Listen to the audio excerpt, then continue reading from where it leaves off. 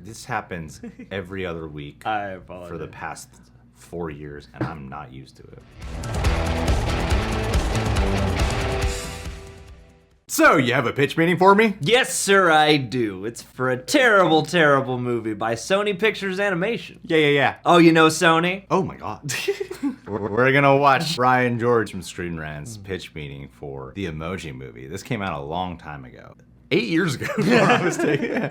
2017. Yeah, 8 years ago. I've never seen it, have you? No. We'll be straightforward about it. I've seen some breakdowns of it, but I have not actually braved the experience. I feel like I don't care that it's gonna get ruined for me right now. I don't care. Let's watch it. I've seen all of his pitch meetings for the movies I've seen. But in case someone like Andrew Hayes at the top reward tier requests this video, it's not because Angry Birds 2 is getting surprisingly amazing reviews. I know. In the time of Emoji Movie and Angry Birds around the same time, and then suddenly Angry Birds 2 has got this incredible reviews. It was bound to happen at some They point. crack it. Best video game adaptation ever. Ah! You said you had a movie you wanted to pitch to me? Yeah, you're gonna like this one. So what's something that's a part of every young person's life these days? I don't know.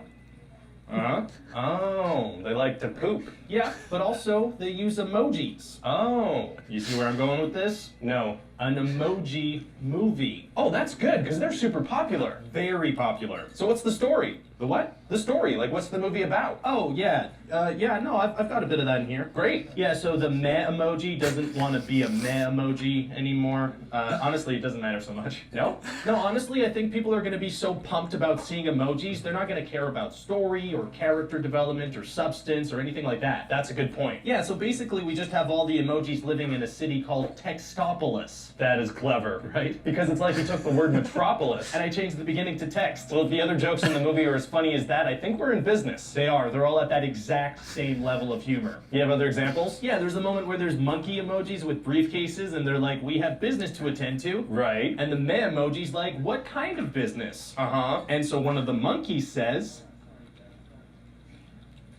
monkey business. Oh my god, that is gold. Because they're monkeys. They are. I mean, I don't want to toot my own horn, but this is incredible. I did great. Can we include some like cool young people talk in the movie? I mean, I don't really know how young people talk these days. Oh, I do, and there's a ton of that in here, like slay, NBD, #blessed. Good, that sounds like we're in touch with the youth. Word. And what are some of the other characters? Well, Mez's parents have their own little storyline. He has parents. Yeah, they're also Mez. So if emojis can have children, that means that they can... The implication is that emojis have intercourse and reproduce, yeah.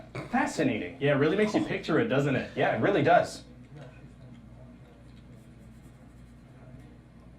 So, any other important characters? Yes, there is a poop emoji. So like an animated piece of feces. Yeah, I think it'd be fun for the movie to have a character that's an actual talking piece of shit. And what's his role in the movie? He's gonna make 4 or 5 poop-related puns. Oh, pretty important. And then also a high five emoji. And what's he like? Well, what's the first thing that comes to mind when you think of a high five? He's British and has an eating disorder. Right, of course. Eats so much candy he vomits several times. Just like a high five would, and actually that gives me an idea. What's that? Maybe I can strike a deal with the creators of Candy Crush and have the characters go in their app. I love it. That's gonna bring in a ton of money. Do you think people will be bothered by the product placement? No, people love product placement. Oh, well that's great, because I have literally nothing planned for the second act of the film. Oh, so they can just go from product placement to product placement. Absolutely, as many as you can get. I can get a lot. Perfect. So let's talk about casting for the main character. Sure. Did you have anyone in mind for meh? Well, I mean, I have a dream actor that I'd like. Who's that? That's a little nuts. I don't know if it's doable. Just shoot. TJ Miller? Oh, it must be impossible to get him though, right? Actually, super easy. Barely an inconvenience. Really? Check this out. Oh shit. Hello, you've reached TJ Miller's agent. Please say the title of your film after the beep, and I can 100% guarantee that Mr. Miller will star in it, no questions asked. The Emoji Movie.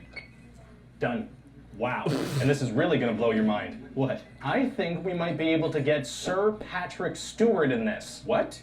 How? Well, it's a kid's movie. He's a sweet old man. Such a sweet man. I think if we just explain to him that this is what the kids are into, he'll do it out of the kindness of his heart. He would do it for the kids. I honestly think he would if he thought it could bring them some joy. What a great man. Truly a saint. What emoji should he play? I don't know. Maybe the piece of shit. It's very well timed. Hey guys, Ryan here. Hope you enjoyed that pitch meeting. Let me know in the comments section what other movies Love you you, want to Ryan. see pitch meetings for. And keep an eye on the community tab because we're going to have some polls in there where you can vote on what we do next. And if you're new to ScreenRant, you can subscribe to us on YouTube and ring that little bell thingy, and that'll keep you up to date with all our stuff. Thanks for watching. We'll see you next time. Let me guess. Did somebody we know talk to this guy? Tyrone Magnus. Tyrone. Show that photo. Hey, Yeah. Tyrone looks different. He looks very different. Yeah. It's part of his secondary channel, Get Jabby. Oh, get jabby. Yeah, jump on that Come on Tyrone Magnus train. sites. So yeah, that was a great video. My brother did it because Tyrone's black. Yeah. My brother. Oh, hey, look at that I don't from say another it to my mother. white or Mexican friends. Only my black Oh friends. yeah, no. You specifically call me friend. Yeah, but Tyrone, my brother. Brother. Oxon, my brother. Failwell, my brother. Struggle Equalog, Nation, yeah. my brothers. Even though I only know one of the brothers. Oh damn, look at that. Drew. I mean, so you're lying. That's I'm what you're lying. saying about your Struggle Nation connects. I'm a liar. You're a lying sack of emoji poops. That was good, John. So, Good segue. You know what's funny about watching the old ones is you really notice the difference in how he does them now. Yeah, they look handheld. Yeah, he has the handheld effect. He had a person in his apartment at the time when he used to do it. I don't know that. From the, I was gonna say, is this behind the scenes of the I'm interview? sure it's just some Adobe effect or Yeah, whatever. Just the way the delivery is. The pacing is different. And I noticed it, and it's talked about a little bit in the interview. I didn't watch the whole thing. I'm sorry, but it's talked a little bit this about. discussion is going to be a It's just a way paraphrasing to- of the interview. Yeah, that's all I'm gonna do is just rip from there, act like I'm giving my own thoughts. Yeah. You do see it though. First off, the green screen, not as sharp. Not you No. can see the white outline. Yeah. Especially watching it this side. It's been a while since I've seen a pitch meeting on a big Right. screen. Yeah. The other thing is the energy of it is different. It feels a little less heightened.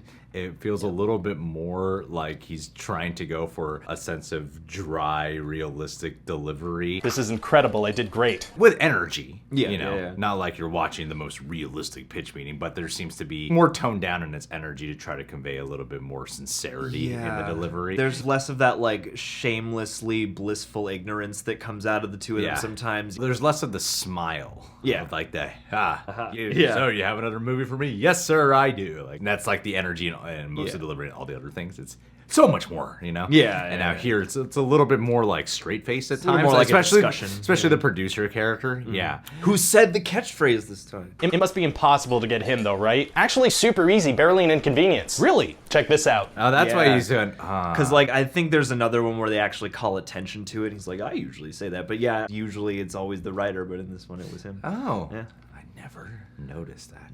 Oh, wait, Ryan George has like awesome YouTube videos on just his own channel. You guys gotta check out. There's one I've just shown to so many people called The First Toxic Fan Ever. And it's one of the funniest things I've ever seen. It's so goddamn funny. It's like I'm laughing throughout, and the best joke is the last joke. And I'll tell you guys that preparing yourself for that last joke, and you'll still laugh. Tell him what the last joke is. I'll just tell you what it is, and you'll still find it surprising.